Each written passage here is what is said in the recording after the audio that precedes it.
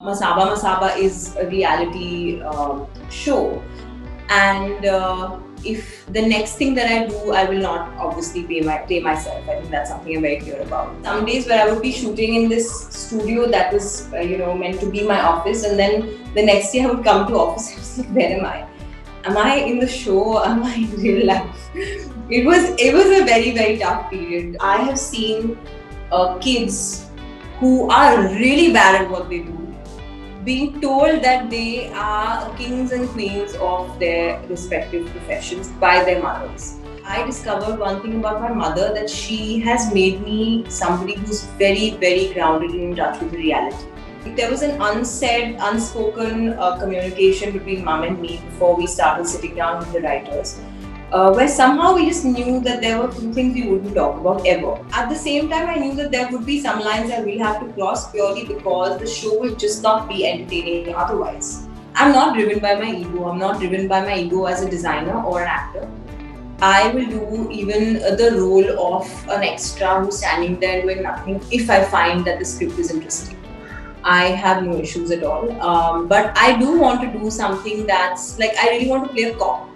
I have this dream. The show has a very natural, fresh vibe to it. I think Yeah. you connected at a very personal level with me. Oh, great. I'm happy to hear that. But of course, I'll ask you: are you an actress? Do you feel like one? Yeah, actually. I just think that I think I've always been an actress, and design somehow has happened by the way. Having said that, I think I wouldn't be an actress. I wouldn't discover that I'm an actress unless I was a designer. So I think it all just falls into place. But I really enjoy being in front of the camera. I know that Ashwini Yadi came to you with a concept of, part fictional, part biographical sort of a series. And this cannot be called a mockumentary because this is not, it's too relatable. That's not the DNA of the show. Why did you say yes in that one conversation? Could you go back to that meeting and tell us what was it about? Well, the meeting was actually it was very vague because Ashwini said, I have this idea and I think it will be cool because I've seen your Instagram and I think it's really fun. And she basically said that I have this concept where it's a reality, part scripted show. And would you be interested in playing yourself and your mom playing herself? So I said, but wait, is this something like Keeping Up with the Kardashians? So I said, I don't like a camera following me around everywhere. I'm actually, believe it or not, a very private person. So I said, I'm not going to do a reality show. But she said, no, it's actually going to be scripted. Like a large chunk of it is scripted. So I said, well, that's really new. And I just think when she said that to me, my gut feeling was that I should just say yes. Now, we didn't even know what the look and feel of the show will be. We didn't even know how much would be scripted, how much would be reality. We didn't even know, if there were people who'd be willing to play characters in a show about me. It was all very vague at the time. But my gut feeling was that I should do it. I think it took a year and a half to really put together. And when it happened, I was like, "This is really happening. I'm on a set playing myself, and this is the reality." So till the day the show came out, and till maybe 10 days after the show came out, we had no idea what had hit us. Because for me, it was I said, "Huh, young girls who like designing, who are fans of my work, will watch it. They'll enjoy it." And I thought that's it. We didn't know it would blow up like this. We didn't think that others, and I have like men writing to me, grown men writing to me saying they love it. I have girls sitting with their families and watching it, people rewatching it again and again. And it's just been overwhelming. I think I really thought it would be an average show and pass off as an average show because I'm somebody who's very in touch with my reality. I'm not delusional about it, and I thought it would be just that. But when we were shooting it, I remember having a lot of fun. So I said the one thing I can guarantee with the show is fun. That it's us taking a dig at ourselves. It's light-hearted. So I guess that's why it worked. it's your life. You decide how much of it goes on screen for the public to watch. Of course, like you said, it's 60% fictional, but there's still a lot of real elements in it. How did you guys strike that balance? There was an unsaid, unspoken communication between mom and me before we started sitting down with the writers, where somehow we just knew that there were a few things we wouldn't talk about ever. And I'm saying this won't even come if there is another season or whatever. But it's just that I knew that there's a line I will not cross, you know. And at the same time, I knew that there would be some lines I will have to cross purely because the show will just not be entertaining otherwise, and by entertainment I mean reality. Like, people should feel a connect to it. They shouldn't, it's not just for the sake of laughs or whatever, it's for the sake of making people feel connected to the show. And I think we knew that we wanted to preserve a lot of people's imagery. I don't necessarily care about mine so much. I don't take myself so seriously, nor does mom. But we knew that if people saw that they drew a parallel to a character, in real life or even on screen, they shouldn't feel shafted. They shouldn't feel like we've compromised on their privacy. So I think I was more careful about what I said about others, as opposed to what I was really saying about myself. But there was enough and more in there that was real. So yeah. What was the most difficult story to part with in that sense? Like the most emotional story that you've had to part with during the course of writing Amazon, or something to relive? Every scene that had to do with my design process or my studio.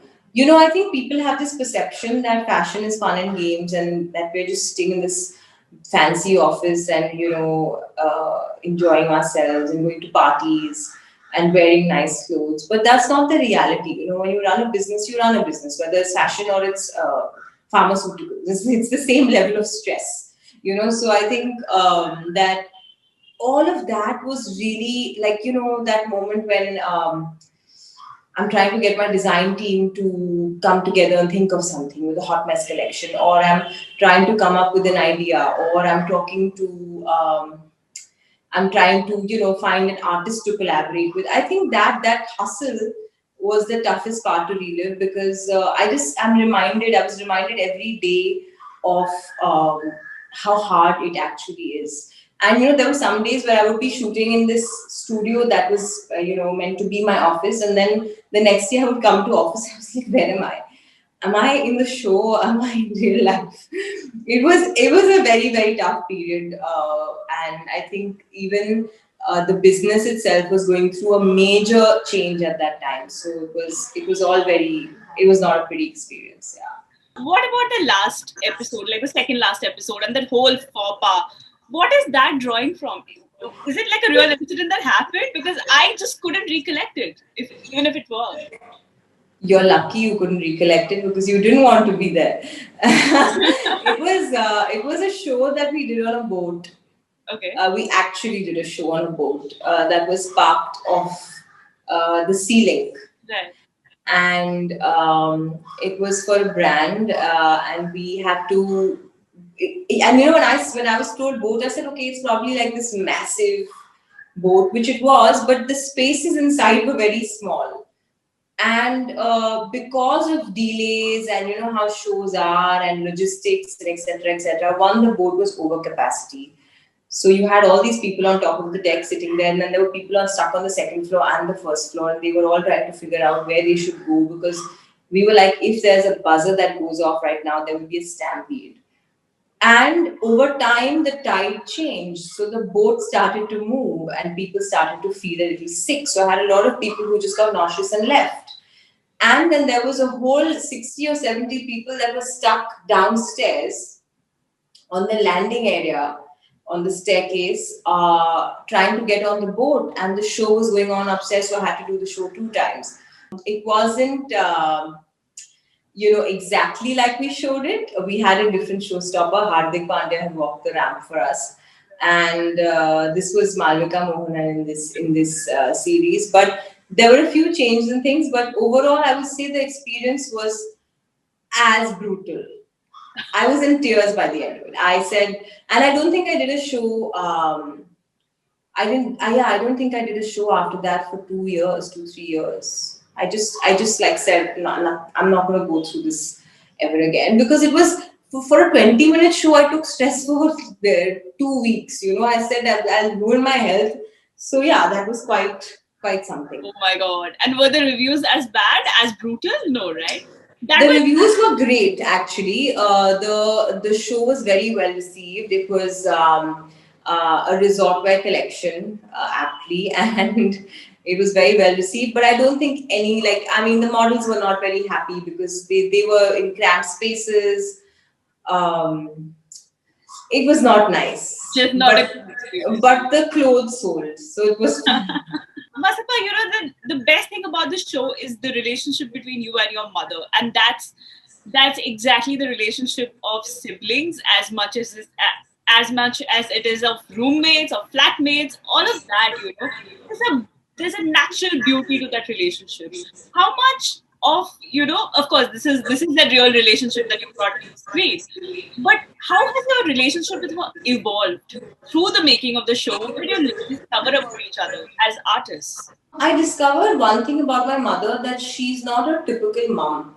And by that I mean it in the best way possible because I have seen kids who are really bad at what they do being told that they are kings and queens of their respective professions by their mothers. And I don't think there's anything that's more damaging to a child than that because your child has no connection with reality. Your child will grow up to think they know everything when none of us do. So I think that I discovered one thing about my mother that she has made me somebody who's very, very grounded and in touch with reality. She said I mean, not said, but I sensed from her body language that, just because you have a show named after you doesn't mean anything. The show is there one day, it's not there the next. The brand is there one day, the next, it's not there the next. You don't know anything about life. So I think that is something I discovered about her, and I'm so grateful to her for that because if she would have been like a mummy on set, I would have gone mad, and I would have probably done a very bad job of it because I would have had her mollycoddling me. So there was no, I was like, I'm so tired. We shot night shoots sometimes, and I'm not used to it. I'm not an actor, right? So I wasn't used to it. And I didn't know how to conserve my energy. I didn't know simple, basic things like if you're not doing a close up, you don't have to emote so much. Save up your energy for the close up. She didn't give me any direction. She said, "You're tired.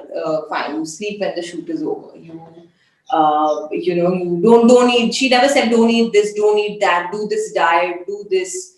So there was no meddling. She was another co-actor, like anybody else, and that's it. The only thing I was privileged enough to get was some ghar ka khana from her because when we were shooting together. So I think that's the thing I discovered from her that both of us are very in touch with our realities.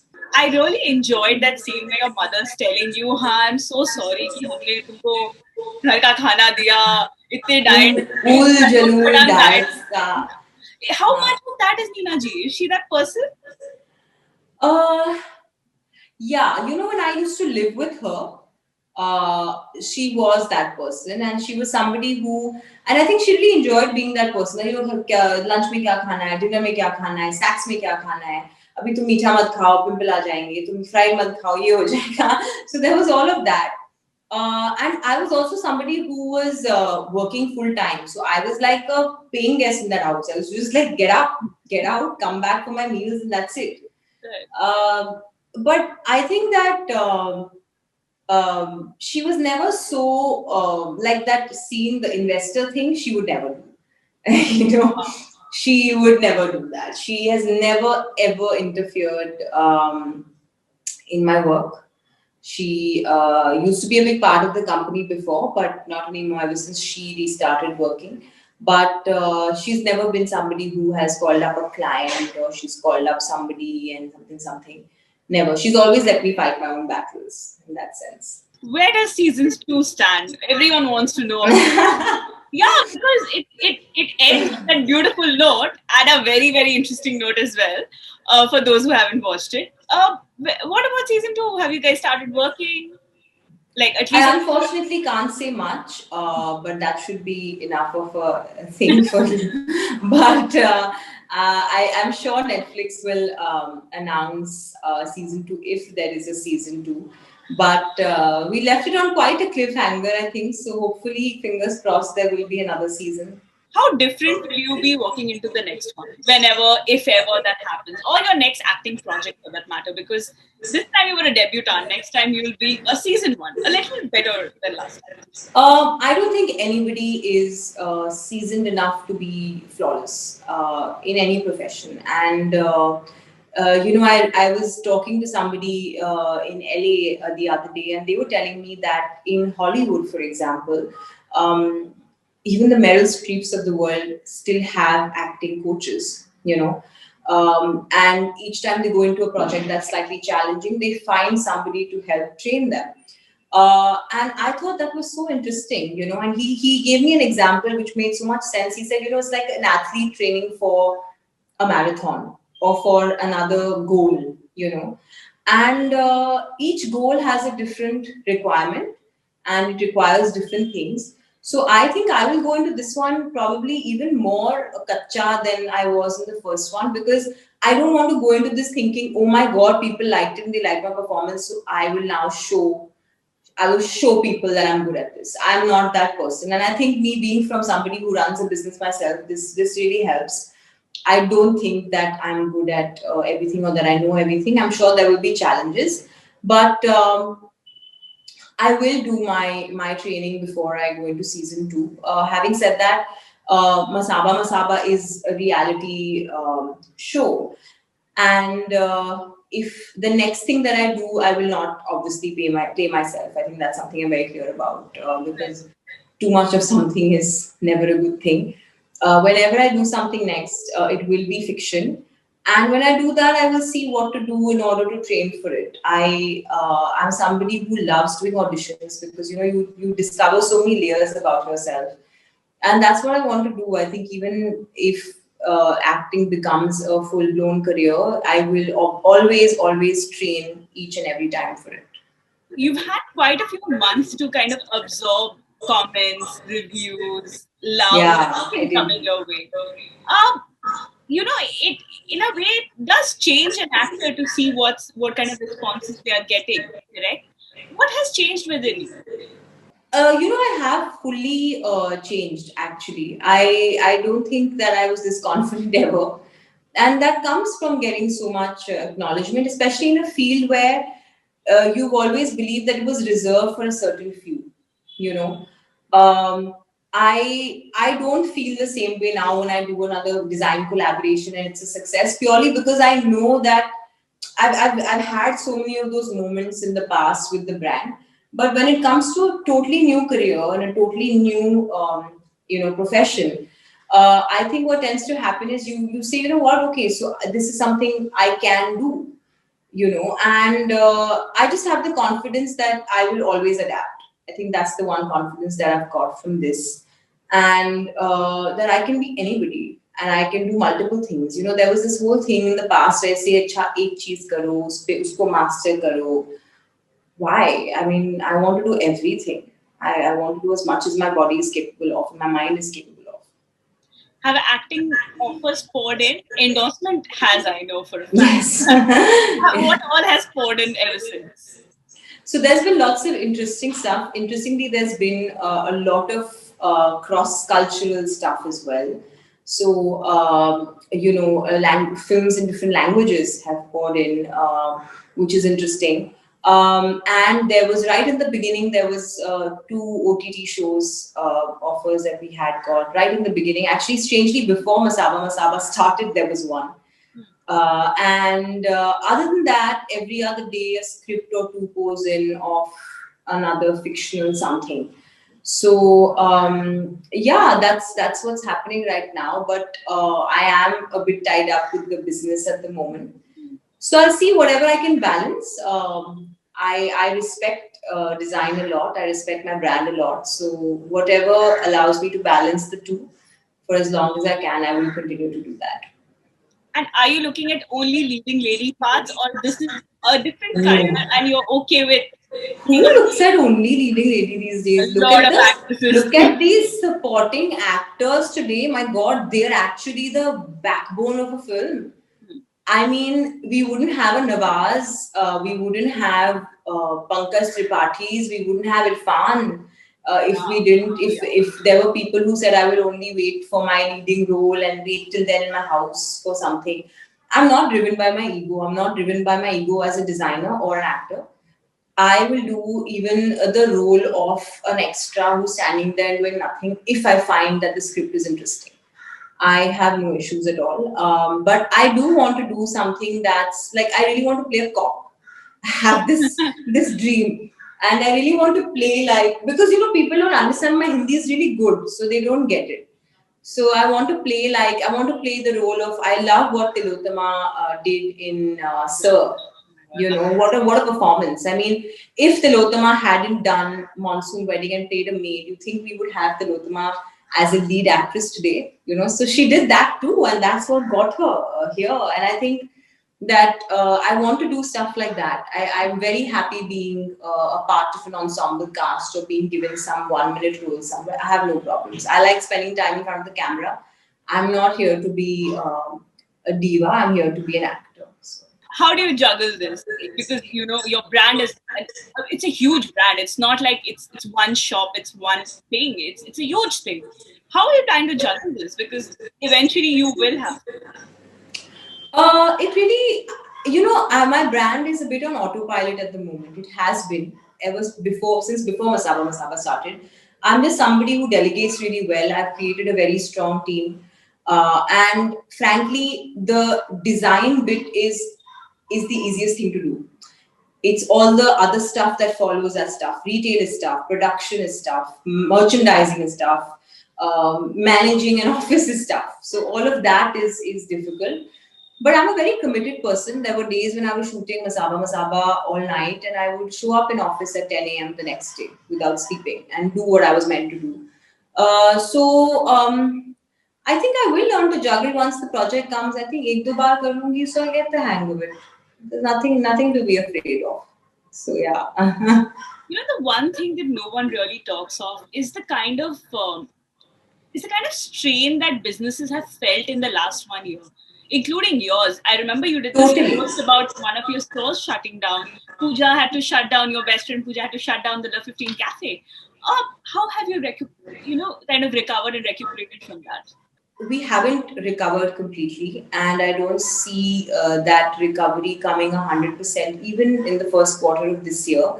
And that's not because of anything else, but the fact that the country and the sentiment in the country, in the world rather, is so low. Thanks to the vaccine coming out, I think things have picked up a lot. But you have to remember, fashion will always be at the bottom of the food chain.